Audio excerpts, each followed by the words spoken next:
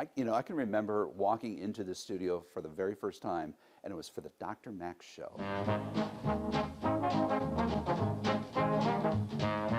Tim Heller's first appearance at Broadcast Park came long before he was telling you what to expect from the skies. I was in high school, and we were here to promote a play. After high school and college, Tim got his first on-air job at KDUB in Dubuque before eventually becoming chief meteorologist right here.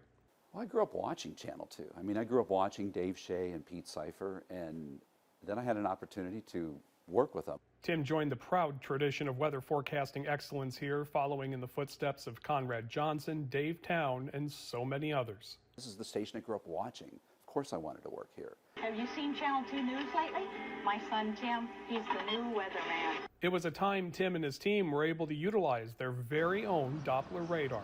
Our own Storm Track 2 Doppler radar, which saw little turbulence in the atmosphere. And I still think it's probably one of the best displays because it simplified what was going on in the atmosphere for viewers. Something that came in handy in 1993. Iowa and the rest of the Midwest devastated by flooding that raged on all summer long.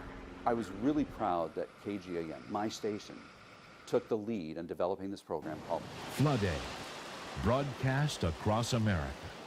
Tim left in 1994, taking top-tier meteorology positions first in Dallas, then Houston.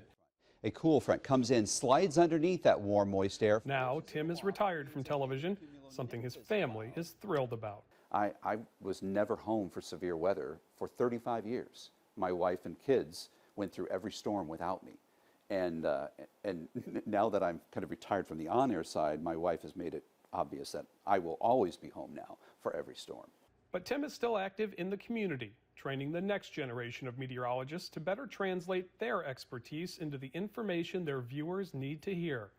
I asked him what he hopes viewers keep in mind when they see a meteorologist covering up their program or maybe delivering news they don't want to hear. We live here too. Our families live here too. We're affected by it.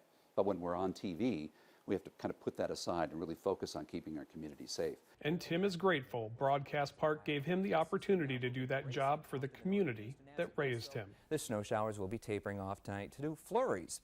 Nick Weig, Iowa's News Now. And even tomorrow morning, as the storm continues to lift to the northeast, we get nothing but flurries here in eastern Iowa, and the flurries will continue right along the Iowa-Minnesota border, mainly even down here to central Iowa every once in a while. But throughout the weekend, it looks like things are just going to be cold, very cold.